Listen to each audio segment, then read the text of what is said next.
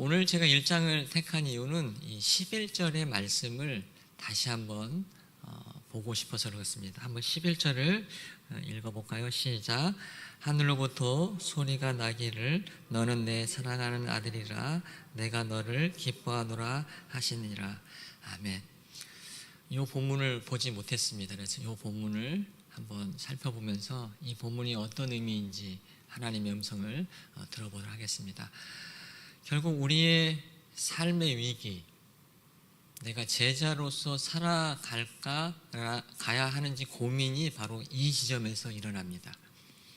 나에 대한 정체성이 분명할 때 위기를 이겨낼 힘을 얻는 것을 기억하시기 바랍니다. 따라서 우리가 위기를 겪을 때 어떤 조건과 환경의 문제 이전에 더 근원적인 문제는 나에 대한 정체성의 혼란의 문제인 것을 기억하시기 바랍니다. 예수님도 제자의 부름 받기 전, 하나님의 사역을 하기 전에 첫 말씀으로 이 말씀을 받았습니다. 너는 내 사랑하는 아들이라 내가 너를 기뻐하노라. 오늘 하나님께서 여러분에게 주시는 말씀인 것을 기억하시기 바랍니다. 여러분이 젊었을 때 왕성할 때나 왕성하지 않을 때나 여전히 우리 하나님은 이 말씀을 여러분에게 하고 계신 것을 기억하시기 바랍니다. 너는 내 사랑하는 아들이다, 딸이다. 그리고 내가 너를 너무나 기뻐한다라는 이 말씀이 여러분 가운데 심어지길 바랍니다. 특별히 마가복음은 제자도의 관점에서 살펴보았습니다. 제자로 부름받고 또 위기, 또 그 가운데 어떻게 해결해 나가는지 관점으로 마가복음을 쭉 살펴보았습니다. 제자로서 시작도 정체성이고 제자가 위기를 만날 때도 바로 정체성을 확인하는 시간이 필요합니다. 말씀드린 것처럼 제자도의 상실은 정체성의 상실인 것입니다. 위기의 근본은 그러므로 예수의 부름을 잃어버리게 됩니다. 예수님도 하나님 나라 확장을 사역을 할 때 필수적으로 오늘 본문의 사건을 만나게 됩니다.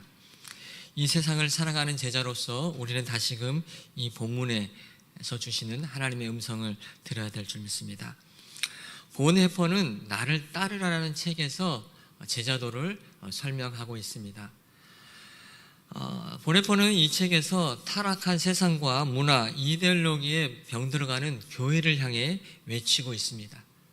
당시 독일 교회는 나치 정권을 옹호하고 또 국민의 인기에 영합하는 복음을 전했습니다.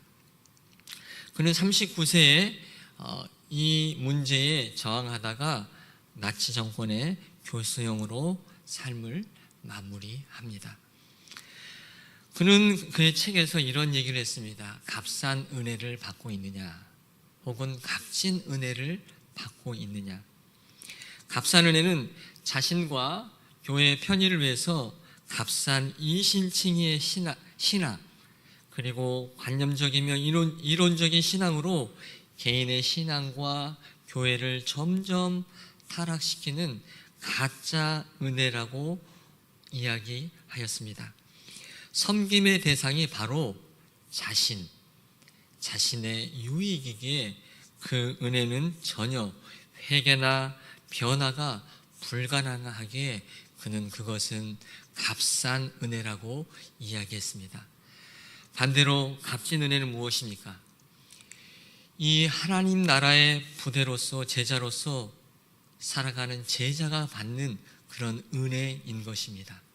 이 은혜는 무엇이냐면 살아계신 하나님과 나 자신과 끊임없는 대화를 통해서 죄인인 나를 바꿔가는 것입니다. 세상을 바꿔가기 전에 나 자신을 끊임없이 바꾸어 가는 것입니다. 이 신학은 본헤퍼가 칼바르트의 그 신학을 천적으로 수용했습니다. 즉 살아계신 하나님의 말씀이 내 안에 역사하여서 나를 끊임없이 변화해 가도록 나를 허용하는 것이 값진 은혜인 것입니다. 이것은 칭의로 justification으로 바른 관계로 회복해 갑니다. 자신을 점점 변해가는 은혜를 경험합니다. 그는 또한 이 성육신과 십자가의 사건이 결정적인 값진 복음이라고 이야기했습니다. 이 사순절에 주님의 오심과 또한 주님의 십자가의 달리심을 기억하는 시간이 되기를 주님의 이름으로 축원드립니다. 잠깐 자리에 앉아 있을 때에 십자가를 잠깐 묵상을 했습니다. 보면서 저 빨간색의 천의 피가 제 마음에 굉장한 울림을 가졌습니다. 저희는 다음 주 성금요일 예배 때에 그림을 보면서 또 말씀을 읽으면서 묵상의 시간을 준비하고 있습니다.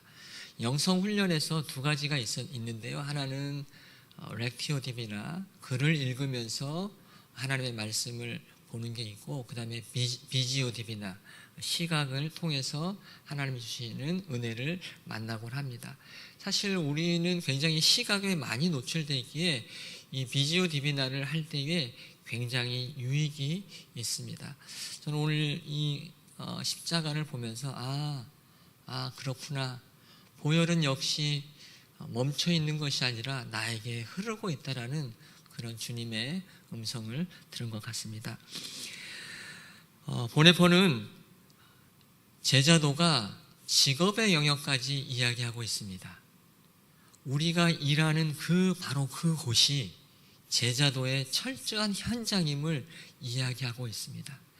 그는 복음을 통해 죽음을 맞섰지만 보네포는 우리가 갖는 직장의 현장이 바로 부름의 제자도의 현장이라고 말하면서 그곳에서 어느 누구보다 뛰어난 도덕적 탁월성을 가지라고 요청하고 있습니다. 결국 값진 은혜는 십자가 안에서 탄생된 자, 새 아담 예수를 닮아가게 합니다. 그 변화로 인해서 영향력이 생기는 줄 믿습니다. 역사적으로 기독교는 행위 구원의 중심에 있는 로마 카톨릭 교회의 개혁한 교회입니다. 그런데 지난번 말씀드린 것처럼 시간이 오래 지나면서 행위 구원보다 더 위험한 우리의 모습들을 보게 됩니다. 그것은 무엇일까요? 자신의 변화와 기본적인 도덕적 행위까지도 내버리고 죄와 타협하고 회개 없이 용서받고 정당화하는 모습이 있지 않은지 우리는 돌아봐야 합니다. 오히려 행위도 없어지고 그저 주님께 죄송합니다 라고 끝나버린 값싼 은혜의 종교가, 은혜의 기독교가 되지 않았는지 우리는 우리의 신앙을, 우리의 교회의 모습을 돌아봐야 될 줄 믿습니다. 그러기에 보네포는 이 엄청난 현실 앞에 죽음을 내던지면서 제자의 삶을 살 수가 있었습니다. 성전이 예배라는 의식, 예배 드리는 것 말고 세상의 이야기와 교회 이야기가 차별이 없다면 우리에게 어떤 부분이 있습니까? 세상의 이야기가 교회 안에서 그대로 이루어진다면, 복음 안에서 재해석되고 복음 안에서 십자가 안에서 다시 정화되고 순화되어서 그 이야기를 가지고 세상으로 갈 수 있도록 도와야 할 성전이 그저 예배만 있고 세상의 이야기가 그대로 있다면 우리는 다시 한번 성전을 돌아봐야 할 줄 믿습니다. 교회가 분열의 중심에 있기도 합니다. 교회에 출석하면서 세상 사람이 하는 말과 구분되지 않을 때 우리는 제자의 삶을 잃어버리게 됩니다. 저는 놀라운 이야기를 하나 들었습니다. 왜 신천지가 전도가 잘 되는지, 그 전도를 당했던 청년들의 이야기 중에 한 가지가 있습니다. 이 사람들은 무엇 때문에 이렇게 삶의 모든 것을 던지고 살아가는지에 대한 신비감이 생겼다고 합니다. 이곳이 뭔데 도대체 저 사람은 모든 것을 던지고 나를 케어하고 나를 그곳으로 데려가려고 하는지, 이 모든 것을 던지는 이 태도에 굉장히 감동이 돼서 신천지에 이끌렸다고 하는 얘기를 많이 들었습니다. 우리 역시도 복음을 향해서 모든 것을 던졌다고 했습니다. 우리의 모습은 어떻습니까? 정말 던졌습니까? 아니면 여전히 가지고 있습니까? 오늘 사순절을 통해서 이것을 한번 살펴보았으면 좋겠습니다. 그러면은 제자의 과정을 한번 정리하면서 말씀을 마무리하겠습니다. 첫 번째, 예수의 부름이 있습니다. 예수의 부름에는 철저히 자신의 이기성과 중심을 깨는 사건이 있습니다. 여기에는 자신의 안정적인 곳을 떠나는 광야의 초대가 있음을 기억해야 합니다. 그리고 이 광야에서 오늘 11절에 정체성의 이야기를 반드시 들려주십니다. 두 번째는 예수님을 따름입니다. 따름은 내가 갖고 있는 것을 버림이 목적이 아니라 그 따름을 통해 무언가를 이어가는 것이 목적입니다. 내가 따라가는 건 예수님을 그냥 따라가는 것이 아니라 이 무언가를 잇기 위한 따름인 것을 기억하시기 바랍니다. 좀 전에 말씀드린 것처럼 우리가 잃어버린 것은 이 잇기 위한 복음의 내용을 잃어버린 것입니다. 제자는 광야에서 하나님과 대면하면서 점점 배우게 됩니다. 그리고 여기서 온전히 맡기는 것을 배웁니다. 세 번째는 예수님의 훈련의 과정을 갖습니다. 새 공동체에서 생활하면서 제자로서 예수님은 제자들에게 3년 동안 함께하면서 그들을 훈련시키고 양육시킵니다. 그리고 마지막으로 예수님은 이들을 제자로, 사도로 파송하게 됩니다. 앞서 이야기한 부름, 따름, 훈련은 지속적인 반복이 있습니다. 내가 부름 받았지만 정체성을 잃어버리면 부름을 또 내려놓기도 하고 또 훈련을 하기도 하고 또한 다시 따름이 있고 이런 계속적인 반복이 있음을 기억하시기 바랍니다. 이 반복 안에서 우리는 온전히 사도로 하나님의 사역지로 보냄을 받는 것입니다.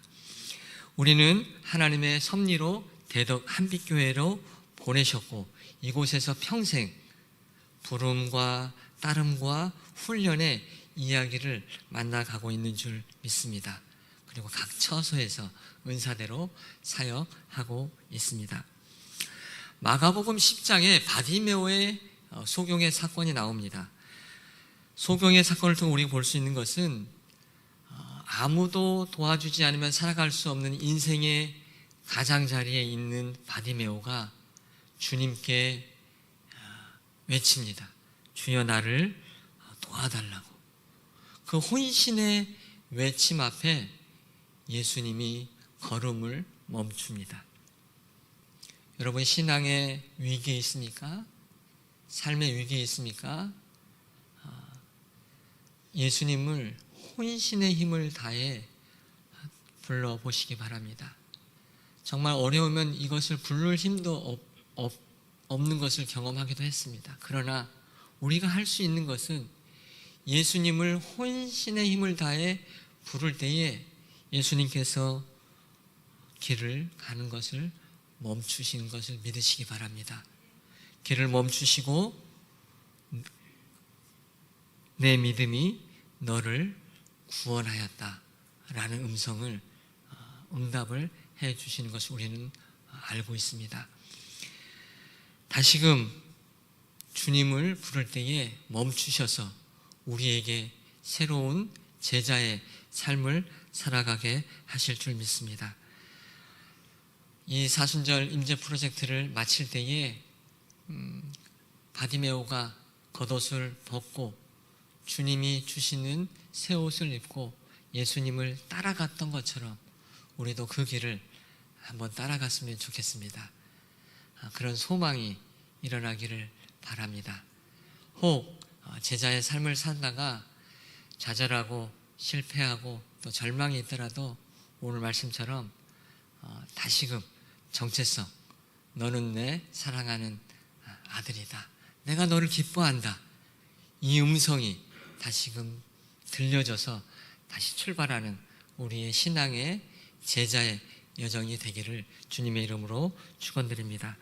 이 11절을 다시 한번 읽고 말씀을 마치도록 하겠습니다. 11절 시작. 하늘로부터 소리가 나기를 너는 내 사랑하는 아들이라 내가 너를 기뻐하노라 하시니라. 아멘. 기도하겠습니다. 하나님, 우리를 제자로 부르셔서 하나님의 인도하심에 따라 또 성령의 바람 부심에 따라 저희를 곳곳에 일하게 하시니 감사합니다. 그 일할 때 가끔씩 좌절하고 힘들 때가 있습니다. 오늘 이 말씀을 우리 마음에 들려주시니 감사합니다. 너는 내 사랑하는 아들이라 내가 너를 기뻐하노라 하시노라. 이 말씀이 잊혀지지 않고 날마다 위기 때마다 들음으로 다시금 제자의 삶을 살아가도록 인도하여 주시옵소서. 값싼 은혜에 기대어 사는 것이 아니라 값진 은혜에 기대어 살 때에 나 자신의 변화를 통해 가정과 이웃과 세상과 일터를 변해가는 멋진 제자로, 예수님의 제자로 살아가도록 축복하여 주시옵소서. 이 모든 말씀을 예수님의 이름으로 기도하옵나이다. 아멘.